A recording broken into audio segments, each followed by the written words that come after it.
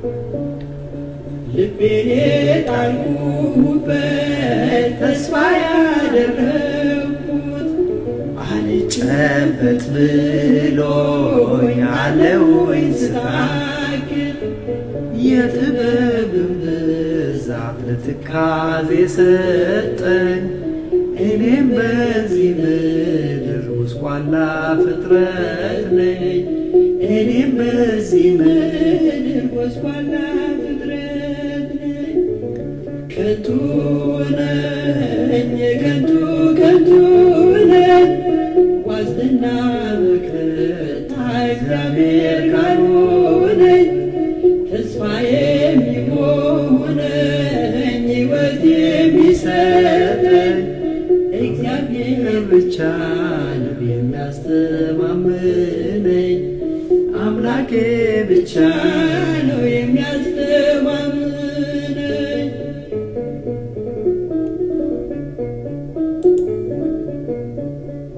ልቤንም ፈተንኩት በደስታ ብዛት የዚህን ዓለም ለውጣሙን ቀመስኩት ሳቅም በልቤ ውስጥ ይፍለቀለቅ ነበር ሁሉ ከንቱ ሆነ ገብቶ ከመቃብር ሁሉ ከንቱ ሆነ ገብቶ ከመቃብር ከንቱ ነኝ የከንቱ ከንቱ ነኝ ዋስትና መከታ እግዚአብሔር ካልሆነኝ ተስፋ የሚሆነኝ ሕይወት የሚሰጠኝ አምላኬ ብቻ ነው የሚያስተማምነኝ እግዚአብሔር ብቻ ነው የሚያስተማምነኝ እግዚአብሔር ብቻ ነው የሚያስተማምነኝ አምላኬ ብቻ ነው የሚያስተማምነኝ እግዚአብሔር አምላክ ስለዚህ ዝማሬ የተመሰገነ ይሁን በዚህ መዝሙር ያገለገለንን ወንድማችን ሊቀ መዘምራን ይልማን እግዚአብሔር አምላክ ጸጋውን አብዝቶ ይስጠው እያልን ጸልያለን በስመ አብ ወወልድ ወመንፈስ ቅዱስ አሐዱ አምላክ አሜን በክርስቶስ ወንድሞቼ እህቶቼ ሆናችሁ እንደምን ከረማችሁ እንደምን ሰነበታችሁ በቸርነቱ የጠበቀን እድሜ ደሃ ላደረገን የቅዱሳን አባቶቻችን የነቢያት አምላክ የሐዋርያት አምላክ የጻድቃን የሰማዕታት አምላክ እኛ ፈጣሪ እኛ ጌታ ሉል እግዚአብሔር ስሙ ከአጽናፍ እስከ አጽናፍ የተመሰገነ የከበረ ይሁን እንደምን አላችሁ እንደምን ከረማችሁ ይሄ ቃል የሚሰማችሁ ሁሉ ባላችሁበት ሰላም እግዚአብሔር ይብዛላችሁ እንግዲህ እግዚአብሔር አምላክን ወገኖቼ በጸሎት መንፈስ ሆነን መዝሙር ዘምረናል ጸሎትም ወገኖቼ ሁላችን እንዳደረግን ይሰማኛል እግዚአብሔር ደግሞ ስለ ቃሉ ሁለትም ሶስትም ሆናችሁ በስሜ ካላችሁ በመካከላችሁ ገኛለሁ ባርካችኋለሁ ባለው መሰረት እግዚአብሔር በመካከላችን እንዳለ ወገኖቼ እናምናለን እኔ አምናለሁ ስለዚህ እግዚአብሔር በመካከላችን የሚሆነው ከኛ ቅድስና ወገኖቼ ከኛ ንጽህና ከኛ የሃይማኖት ብርታት ሳይሆን ከራሱ ቃል ኪዳን ነው እሱ አለ ሁለትም ሶስትም ሆናችሁ በስሜ ካላችሁ በመካከላችሁ እሆናለሁ ምን በሚለው ስሙ ኢየሱስ ክርስቶስ በሚለው ስሙ አማኑኤል በሚለው ስሙ እግዚአብሔር ወልድ በሚለው ስሙ መድኃኔ ዓለም በሚለው ስሙ አብ ወልድ መንፈስ ቅዱስ አንድ እግዚአብሔር አንድ አምላክ በሚለው ስሙ በዚህ ስም ወገኖቼ አምናችሁ ከጠራችሁ በመካከላችሁ ሆኗል እግዚአብሔር በመካከላችን እንዳለ እናምናለን እንግዲህ መዝሙር ዘምረናል ዘማሪው ሊቀ መዘምራን እንደዘመረልን አሁን ከንቱ ነኝ እኔ ነገር ከንቱ ነው አለ በመሰረቱ ይሄ ቃል ጠቢበኛው ሰለሞን አስቀድሞ የዘመረው መዝሙር ነው በመጽሐፈ መክብብ ላይ ስትመለከቱ ጠቢበኛው ወይም ሰባኪ ወይም ንጉሱ ሰሎሞን ሁሉ ነገር ከንቱ ነው ሁሉ ነገር ንፋስን እንደመጨበጥ ነው ከንቱ ነው ሁሉ ነገር ከፀሐይ በታች የሚደከምበት ድካም ሁሉ ከንቱ ነው እኔ ሶሎሞን ይላል ስለ ምድር መመርመር ጀመርኩ እግዚአብሔር ለመሆኑ በምድር ላይ ለምንድን ነው ያስቀመጠኝ በየሚስጥርን የምድርን ሚስጥር ልፈትር ተነሳው ብዙ ነገር አደረኩ ስለዚህ አለ ለዚህ ሁሉን ነገር ስመለከተው ከንቱ ነው ፀሐይ ትወጣለች ፀሐይ ትገባለች ንፋስ ወደ ደቡብ ይሄዳል ወደ ሰሜን ይዞራል ያው ከንቱ ነው ዝም ብሎ ዞሮ መዞር ነው መሽከርከር ነው አዲስ ነገር የለም ታዲያ የምድርን ሚስጥር ልፈልግ ልቤን አነሳሳሁ ሀብትና አከማቸው ደስታ የሚሰጡኝን ብዙ ሴቶች በዙሪያ ሰበሰብ ብዙ የሚያገለግሉኝ ባሮችን ሰበሰብ ይሁሉ ከንቱ ነው በመጨረሻ የተረዳሁት የሚጠቅመው አንድና አንድ ነው እሱም እግዚአብሔር አምላክን በሱ መታመን ነው እግዚአብሔርን መያዝ ነው ይላል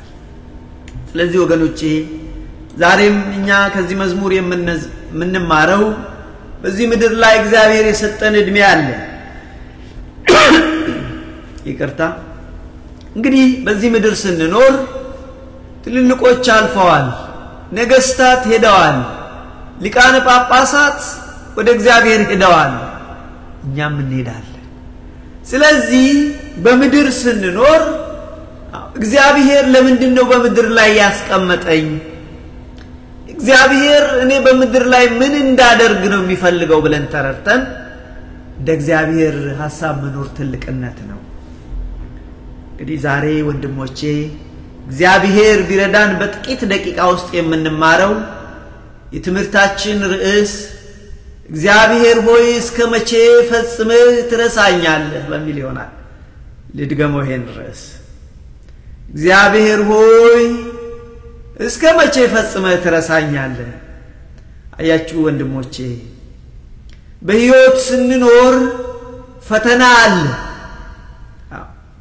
መታወቅ ያለበት አይነቱና መጠኑ ይለያያል እንጂ ሰው የተባለ ሁሉ በፈተና ውስጥ ያልፋል ለምን ምድራዊ ሕይወት ወገኖቼ ያለ ፈተና የምንኖርበት አይደለም አያችሁ አንድ ወቅት ላይ አንድ ትንሽ ሰርቬይ በጣም ለምወዳቸው ለማከብራቸው ካህናት አባቶቼ ሰባኪ ወንጌል ወንድሞቼ ዲያቆናት ወንድሞቼ ጥያቄ ያቀረብኩላቸው ይሄንን የምነግራችሁ በምድር ስንኖር ወገኖቼ ፈተና አለ መጠኑ ይለያያል እንጂ ሰው ሁሉ ፈተና አለበት ይሄንን መረዳት ትልቅ ነገር ነው ታዲያ ምን አልኳቸው ወንድሞቼ እስቲ በአንድ ቃል ለመሆኑ ምድራዊ ሕይወት ማለት ምን ማለት ነው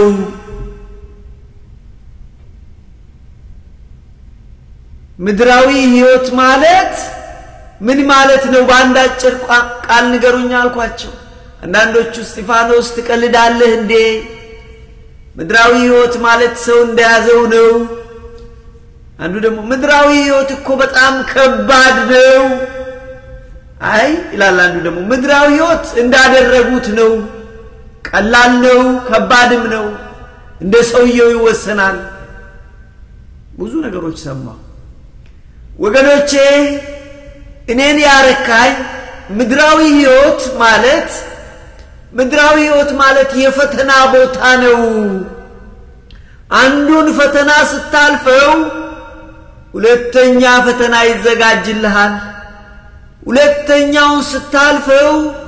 ሶስተኛ ይዘጋጅልሃል ሶስተኛውን ስታልፈው አራተኛ ይዘጋጃል ስለዚህ ምድራዊ ሕይወት ማለት እየተፈተንክ የምታልፍበት ሕይወት ማለት ነው አለኛስ በእንግሊዘኛው life is a challenge that you need to pass it ሕይወት ፈተና ነው ብለዋለኝ በጣም የተደነኩበት ነው እውነትም ነው አያችሁ በምድር ስንኖር ወገኖቼ በሕይወቱ ፈተና የማይገጥመው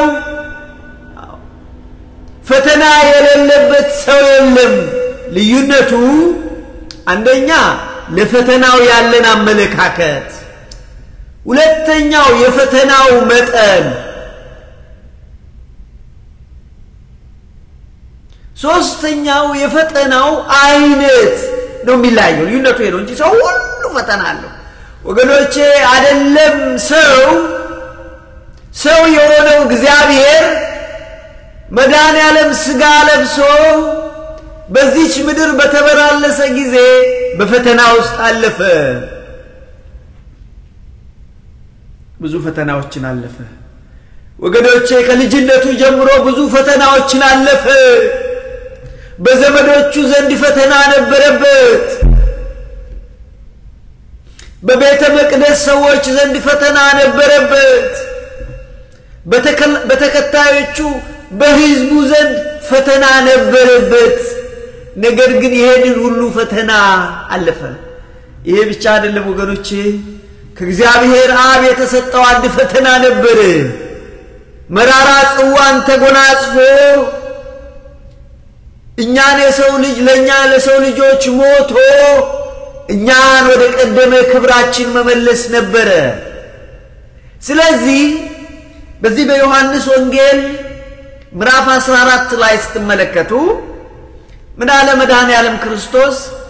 በምድር ሳላችሁ ፈተና አለባችሁ ነገር ግን አይዟችሁ እኔ ተፈትኜ አልፌዋለሁ እናንተም የኔ ተከታዮች ተፈትናችሁ ለፉታል እንጂ ወገኖች አንድም ቦታ መድኃኔዓለም ክርስቶስ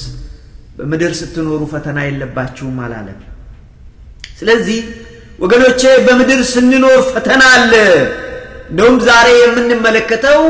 እንደምሳሌ የምናደርገው የኢትዮጵያ ኦርቶዶክስ ተዋሕዶ ቤተክርስቲያን የዛሬን ቀን አራተኛ ሳምንት ብላ ጾም ከገባ በኋላ የምታስበው መጻጉዕ ብላ ይሄን ሳምንት ሰጥታለች በተለይ ይሄ መጻጉዕ የተባለ ሰው በሕይወቱ የገጠመውን ፈተና የጤንነት ፈተና ለኔና ለናንተ ትምህርት እንዲሆን እናመጣዋለን አያችሁ ስለዚህ ሰዎች ስንሆን በምድር ስንኖር የፈተናው አይነት ይለያያል እንጂ ሰው ሁሉ ፈተና አለበት አያችሁ አንዳንዶቻችን እንደ መጻጉዕ ወገኖቼ የጤንነት ፈተና አለብን መጻጉዕ 38 ዓመት ሙሉ ተፈተነ 38 ዓመት ሙሉ በጠበል ስፍራ እድናለሁ ብሎ አንድ ቀን አዎ ወገኖቼ በዛች የጠበል ስፍራ ፍግም ብሎ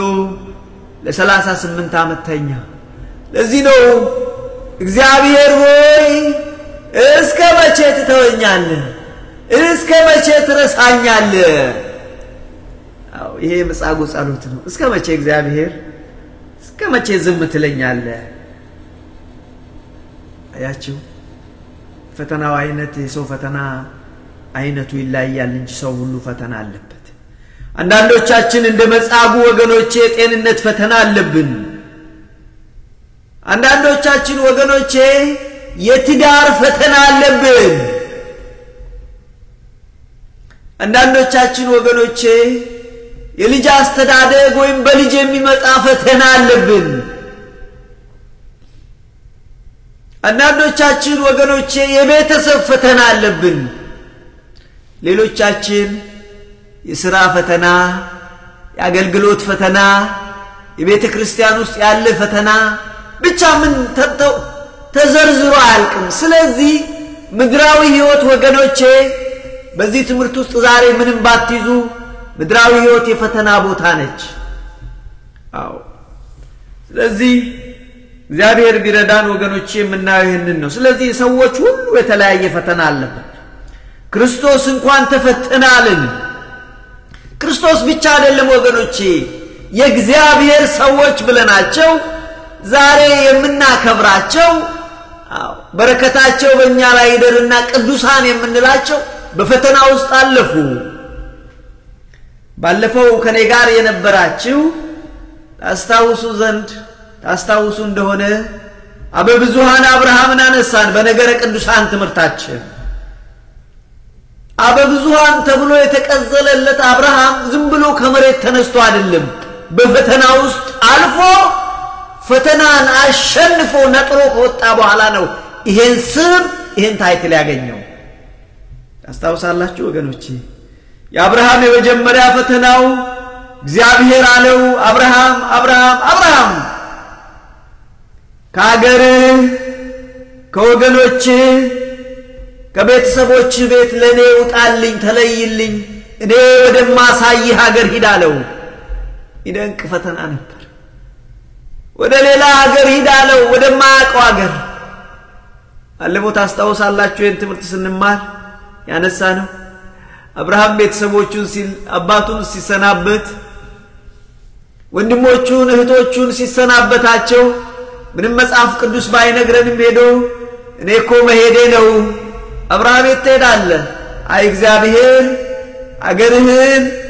ወገንህን ያባትን ቤት ጥለህ ውጣ ብሎኛል መሄዴ ነው ምን ማለት ነው ጥለህ ውጣ ወደ ሌላ ሀገር ብሎኛል የት ነው ይሄ ሀገር አላውቀው አብርሃም በእውነት እግዚአብሔር እንደዚህ ብለዋል የሚሉት ይመስለኛል መጽሐፍ ቅዱስ አይ ስለዚህ ወገኖቼ አብርሃም ግን በዚህ ውስጥ ሀገሩን ወገኑን ህዝቡን ቤተሰቦቹን ጥሎ ወጣ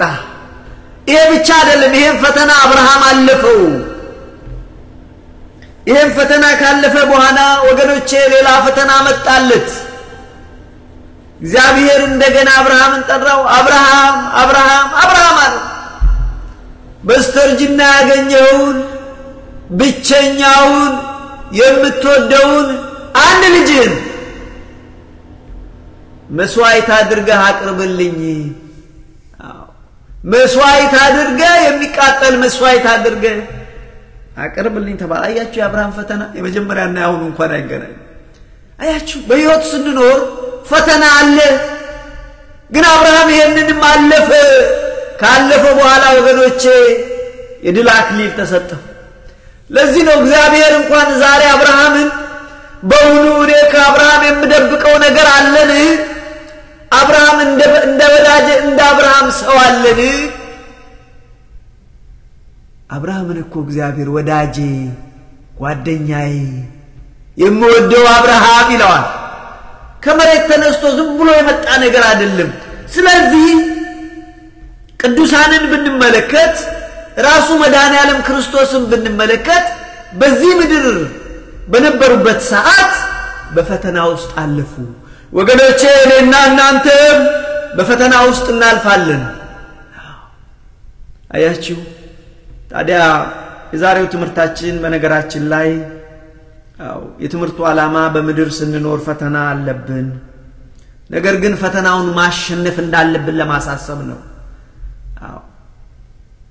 በፈተናችን ጸንተን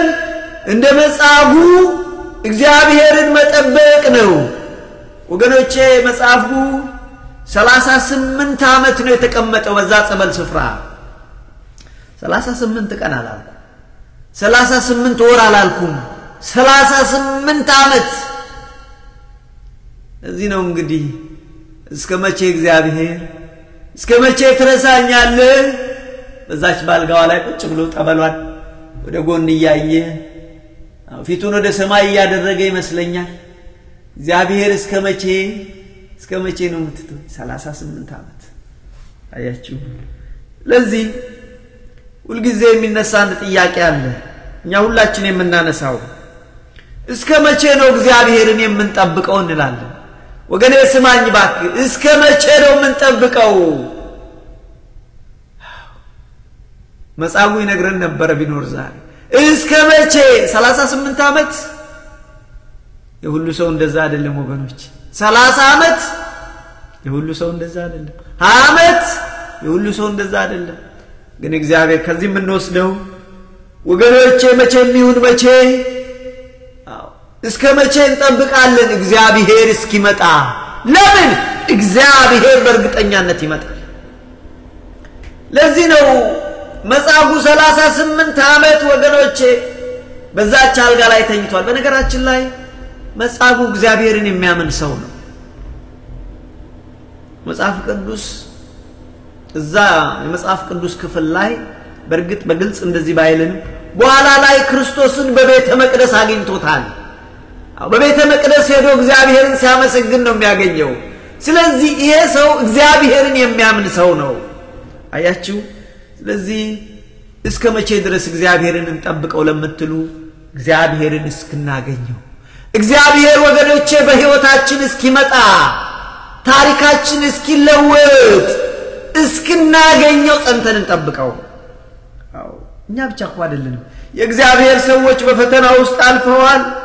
የእግዚአብሔር ሰዎች ወገኖቼ አልቅሰዋል እግዚአብሔር እስከ መቼ ትረሳላለህ አሉ ለምሳሌ ነብዩ ዳዊት አሁን በተመለከቱት የዳዊት ለቅሶ ወይም የዳዊት እንጉርጉሮ የሚባለው ግን እስከ መቼ እግዚአብሔር ትረሳኛለህ እስከ መቼ እግዚአብሔር ፊትን ከኔ ትሰውራለህ መዝሙር 13 ላይ እስከ መቼ እግዚአብሔር ትረሳኛለህ እስከ መቼ እግዚአብሔር ዝም ትለኛለህ እግዚአብሔር ሰዎች እንደዚህ ካሉ ወገኖቼ እኛ ኃጢአተኞቹ ማምን እንበል አያችሁ ዳዊት ምንድነው ያለው እስከ መቼ እግዚአብሔር ትረሳኛለህ እስከ መቼ ፊትን ከኔ ትሰውራለህ መዝሙር 13 ላይ አንብቡ አቤቱ እስከ መቼ ፊት ፈጽመ ትረሳኛለህ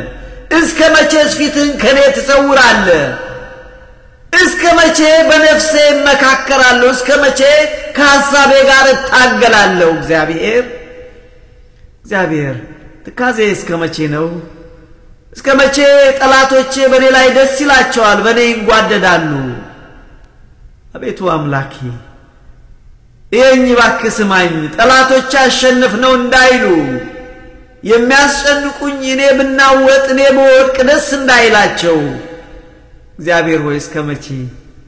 ብሎ ጸለየ ዳዊት መጨረሻ ላይ እግዚአብሔርን ነገር ከተረዳ ግን ቁጥር 5 ላይ እኔ ግን በቸርነት ታመንኩ እጠብቃለሁ ማለት ነው ታመንኩ በቃ እጠብቃለሁ ነው ማተርዋል እግዚአብሔር እጠብቃለሁ ልቤም በመድኃኒቴ ደስ ይለዋል ችግር አለብኝ አለብኝ ልቤ በመድኃኒቴ ደስ ይለዋል የረዳኝን እግዚአብሔርን አመሰግናለሁ አየስ ይረዳና ችግሩ ሲፈታ የረዳኝን እግዚአብሔርን አመሰግናለሁ ከፈተና ወጣኝን እግዚአብሔርን አመሰግናለሁ ለእግዚአብሔር ዘምራለሁ አለ ዳዊት ብቻ አይደለም ወገኖቼ ሌሎች ቅዱሳንም እንደዚሁ ተፈትነዋል በፈተና ውስጥ አልፈዋል ቅዱሳንን የምናመጣበት ራሱ መድኃኒታችን ኢየሱስ ክርስቶስን በዚህ ምሳሌ የምናመጣበት እነሱ ሁሉ በዚህ ምድር ሳሉ ፈተና ነበረባቸው ለማለት ነው አንድ ነብይ ልጨምርላችሁ እና ወቀጥታ ወደ ዕለቱ ትምህርት ባጭር ነው የምንማረው አልቆይም ነብዩ ዕንባቆም ይባላል ወይም በሌላ አነጋገር የዕንባቆም ሰቆቃ የዕንባቆም ሸክም ወይም ለቅሶ የሚባል አለው በዚህ በምዕራፍ 1 ላይ ዕንባቆም ትንቢተ ዕንባቆም ምዕራፍ ላይ አቤቱ እኔ ስጮህ የማትሰማው እስከ መቼ ነው ስለ በደል ስለ ግፍ ወደ አንተ ጮሃለሁ እግዚአብሔር አንተ ግን ዝም የምትለው እስከ መቼ ነው እግዚአብሔር ዝም የምትለው እስከ መቼ ነው ይላል አቤቱ እኔ ስጮህ የማትሰማኝ እስከ መቼ ነው እግዚአብሔር ስለ ግፍ ወደ አንተ ጮሃለሁ አንተ ግን አታድንም ዝም ትላለህ በደልን ስለምን አሳየኝ እኔን እግዚአብሔር እኔ ሳለቅስብህ አንተ አትመልስም ጠማማነትስ ስለምን ትተመለከታለህ ጥፋትና ግፍ በፊቴ ነው ጠብና ክርክር ይነሳሉ ጠብና ክርክር በስቷል ስለዚህ ሕግ ላልቷል ፍርድም ድል ነስቶ አይወጣም ኃጢአተኛ ጻድቅን ይከባዋል ስለዚህ ፍርድ ጠማማ ሆኗል እስከ መቼ እግዚአብሔር ትረሳኛለህ እስከ መቼ እግዚአብሔር አትፈርድም ይሄ እንግዲህ የሰው ልጆች ጥያቄ ነው እኛም በህይወታችን ፈተና ሲመጣና አንጎራጉራለን እስከ መቼ ነው እግዚአብሔር ብለናል ለዚህ ነው እንግዲህ ዛሬ የምንማረው መጻጉዕ 38 ዓመት ባልጋ ቁራኛ ወገኖቼ በደዌ ዳኛ ተኝቶ ፍክልቱ ብሎ እዛ በተኛበት 38 ዓመት ሙሉ የሱ ጸሎት ይመስለኛል እግዚአብሔር እስከ መቼ ትተወኛለህ እስከ መቼ ትረሳኛለህ ያለ ይመስለኛል ወገኖቼ እኛም እንዲህ አይነት ጥያቄ አለን ሁላችን እስከ መቼ እንላለን ወገኖቼ መሰረታዊ ጥያቄ ግን እስከ መቼ እግዚአብሔርን እንጠይቀው ካለን ወገኖቼ እስክናገኘው ድረስ እንጠብቀው ወገኖቼ መጻጉ እግዚአብሔርን እስኪያገኘው ድረስ ጠበቀ እስከ መጨረሻው ድረስ ጠበቀ ወገኖቼ እስኪሞት ድረስ ጠበቀ እኔና እናንተም እንደዛ ልንጠብቅ ይገባል አያችሁ እንግዲህ ዛሬ ቤተክርስቲያን የምታስተምረው መጻጉ ብላ የሰየመችው በዮሐንስ ወንጌል ምዕራፍ 5 ከቁጥር 1 እስከ 18 አለ በዚህ ቀን ወገኖቼ ሁለት መሰረታዊ ነገሮች ይናገራሉ አንደኛው የመድኃኒታችን የኢየሱስ ክርስቶስ ድውያንን መፈወሱ ሁለተኛው ክርስቶስ የሰንበት ጌታ መሆኑን ነው የሚናገረው አለቀ ባጭር አነጋገር ስለዚህ በተለይ ድውያን ከፈወሰ በኋላ ልጄ ሆይ ተነስ አልጋህን ተሸክመ ሂድ አልጋችሁን ተሸክማችሁ ሂዱ ይላል ብዙ ጊዜ የሚፈውሰው በሰንበት ቀን ስለነበረ አይሁድ ይሄንን ያውና አልጋህን ተሸክመ ልትሄድ አይገባም አንተም ክርስቶስ በሰንበት ልትፈውስ አይገባም ብለው ይቃወሙት ነበር በዛን ጊዜ እሱ አባቴ ሁሉ ጊዜ ይሰራል እኔም እንደ አባቴ ሁሉ ጊዜ እሰራለሁ አባቴ ሕይወት ይሰጣል እኔም ሕይወትን እሰጣለሁ አላቸው ጊዜ ይሄ ሰው ሊከሱት ይፈልጉ ምክንያት ይፈልጉ ነበር ይላል እኔ ሰዓቴ ስለሄደ ነው መፈጥነው እዚህ ጋር ሊከሱት ምክንያት ይፈልጉ ነበር ይሄ ሰው ሰንበትን መሻር ብቻ አይደለም ራሱን ከእግዚአብሔር ጋር አስተካክሏል ብለዋል ይላል እዚህ የተነሳ ሊገድሉት ይፈልጉ ነበር ይላል ወገኖቼ ስለዚህ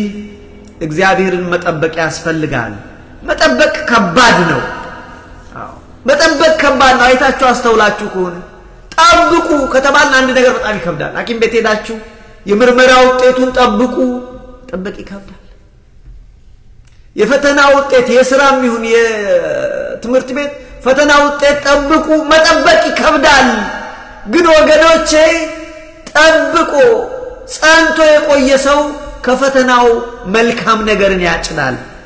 ይሄንን ያደረገው ጸንቶ ጠበቀ መጻጉ ወገኖቼ እግዚአብሔር መጣ አዎ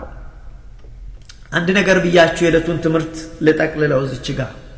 እግዚአብሔር በህይወታችን ሲመጣ አዎ በነገራችን ላይ ይሄን ትምህርት በኋላ በዝርዝር በአንድ ሰዓት እንማረዋለን ይሄ ወንድማችን ጸንቶ ጠበቀው እግዚአብሔር ጸንቶ ስለጠበቀው እግዚአብሔር መጣ በሰዓቱ አዎ ከ38 ዓመት በኋላ መጣ መድኃኒዓለም መጣ ዛች ጠበል ስፍራ አየው 38 ዓመት ባልጋ ቁራኛ በደዌ ዳኛ እንደተያዘ አይቶ ልጄ ሆይ ልትድን ትወዳለህን አለው ይሄ ሰው አሁን ብሎ አልመለሰም ሌላ ምክንያቱን ደረደረ እኔ እኮ ወገን የለኝም እኔ ዘመድ የለኝም የእግዚአብሔር መልአክ ከሰማይ መጥቶ ውሃውን ሲባርከው ሲያንቀሳቅሰው ዘልዬ መግባት አልችልም እኔ ወገን የለኝም ይሄን አይደል ሁሉ ጊዜኛም ነው ወገን የለንም ወገኖቼ እግዚአብሔር ወገናችን ነው በእግዚአብሔር እንታመን ስለዚህ እግዚአብሔር በሕይወቱ መጣ መድኃኒዓለም መጣ ምንም አላለው አልጋህን ይዘህ ተነስ ሂድ አለ እግዚአብሔር ታግሰን ከጠበቅ ነው ይመጣል በፈተናችን እግዚአብሔር ይመጣል አይዟችሁ ልጆቼ የትዳር ጉዳይ ችግር ቢኖርባችሁ የልጆቻችሁ ጉዳይ ችግር ቢኖርባችሁ የአገልግሎት የቤተክርስቲያን ችግር ቢኖርባችሁ የሥራችሁ ጉዳይ ችግር ቢኖራችሁ አይዟችሁ ትነሳላችሁ ይለናል ዛሬም እግዚአብሔር መንፈስ ቅዱስ የሚለን ይሄን ትልቁ ነገር ከዚህ ውስጥ የምንማረው እግዚአብሔር በሕይወታችን ሲመጣ ሰዎች እንደቀድሞ አንሆንም ሰዓት ያለቀ ወገኖቼ እግዚአብሔር በሕይወታችን ሲመጣ ሰዎች እንደቀድሞ አይሆኑም ልምሾ የነበረው ቀጥ ብሎ የጸና ሰው ሆኖ ይነሳል ሞተ በሰበሰ ሸተተ ያለው ወገኖቼ ሕይወት ይዘራል ተስፋ ያለው ነገር ተስፋው ለምልሞ እናያለን ስለዚህ ወገኖቼ የኛ ድርሻ ሁሉ ጊዜ እግዚአብሔርን በጽናት መጠየቅ ነው ምን ተማር ምን እናድርግ ሶስት ነገር አንደኛ ታግሰን ከዚህ ከመጻጉ ታሪክ የምንማረው እግዚአብሔርን ኖ ማተር ዋት ታግሰን እንጠብቅ እንደ ኢዮብ ሚስቱ ምን አለች እግዚአብሔርን ሁሉ መከራ መጣብ ስደበውና ሙት አለች አይደለም አንቺ ሴት እግዚአብሔር ሰጠ እግዚአብሔር ነሳ አዎ ዛሬ በቁስል ተሞልቻለሁ አዎ ነገሮች ሁሉ ጠመሙብኝ ሰራተኞች እንኳን ዛሬ ይሰድቡኛል ነገር ግን ስጋዬ በጥርሴ ዛታለሁ ጨክናለሁ ወገኖቼ ፈተና ካለባችሁ ጨክኑ እግዚአብሔር በሰዓቱ ይመጣል ሌላው ከዚህ ውስጥ የምንማረው ለመዳን ምክንያት አትደርድሩ እግዚአብሔርን ለማግኘት ምክንያት አትደርድሩ ትምርት ስላለብኝ ስራ ስላለብኝ ያጎቴ ያያቴ ያባቴ በቃ እንዲያነት ምክንያት መደርደር ከመዳን ጋር አይገናኝም እግዚአብሔር ከኔና ከናንተ የሚፈልገው ምንም ነገር የለም ወገኖቼ እግዚአብሔር የሚፈልገው እኔና እናንተን ነው ልጆቼ እናንተ ወደኔኑ ነው የሚለው ስለዚህ ለመዳን ምክንያት አንስጥ በመጨረሻው እግዚአብሔር በህይወታችን ሲመጣ ወገኖቼ ነገሮች ሁሉ እንደቀድሞ አይሆኑ ምን ይሆናሉ ነገሮች ሞተ ሸተተ ያለው ነገር ያው ሆኖ ይነሳል አላዛርን ታስታውሳላችሁ እህቶች እኮ ሸቷል ጌታው ሸቷል በቃ 4 ቀን እኮ አለፈው አንተም ቆየህብን እግዚአብሔር በህይወታችን ሲመጣ ሞተ ሸተተ ያለው ነገር ወገኖቼ ህይወት ይዘራል እግዚአብሔር በህይወታችን ሲመጣ ተስፋ የለው ዋጋ የለውም ያልነው ነገራችን የትዳራችን ጉዳይ ቢሆን የልጆቻችን ጉዳይ ሌላው የሥራችን ጉዳይ ቢሆን እግዚአብሔር ህይወት ይሰጣል ተስፋ ያለው ነገር ይሆናል እግዚአብሔር በህይወታችን ሲመጣ ታሪካችን ይቀየራል ያቺ 12 አመት እኔ እርኩስ ነኝ ያለችዋን ሴትየዋ እግዚአብሔር በህይወቷ ሲመጣ ያቺ ሴት ቅድስት ሆነች ወገኖቼ እግዚአብሔር በህይወታችን ሲመጣ ባዶ የሆነ ነገራችንን ይሞላዋል ምንም ነገር የለንም ያልነው ከጴጥሮስ እንማር የተሰጠውን የሥራ ኃላፊነት ትቶ አሳ ሊያሰግር ሄደ ይላል እሱ እኮ ሰው እንዲያሰግር ነበር የተጠራው ሌሊቱን ሙሉ ደከመው እግዚአብሔር ሳይኖር እንደዚህ ነው ህይወት እግዚአብሔር ሳይኖር ወገኖቼ ስንደክም እንደዚህ ነው እግዚአብሔር በሰዓቱ መጣ በሰዓቱ ሲመጣ ግን ወደ ቀኙ ጣሉት አላቸው ወደ ቀኙ ሲጥሉት 153 አሳ ትልልቅ ያዙ ስለዚህ እግዚአብሔር በህይወታችን ስለሚመጣ ጸንተን እንጠብቀው ነው ያስተማረን የመከረን የቅዱሳን አባቶቻችን የነቢያት አምላክ የሐዋርያት አምላክ የጻድቃን የሰማዕታት አምላክ የኛ ፈጣሪ እግዚአብሔር ስሙ የተመሰገነ ይሁን የቅዱሳን በረከታቸው ረድኤታቸው በእኛ ላይ አድራ ለዘላለሙ ትኑር ሰላም እግዚአብሔር ይብዛላችሁ በኋላ 1 ሰዓት ላይ ትምህርት አለን ሰላም ሁኑ ከተመቻችሁ ነው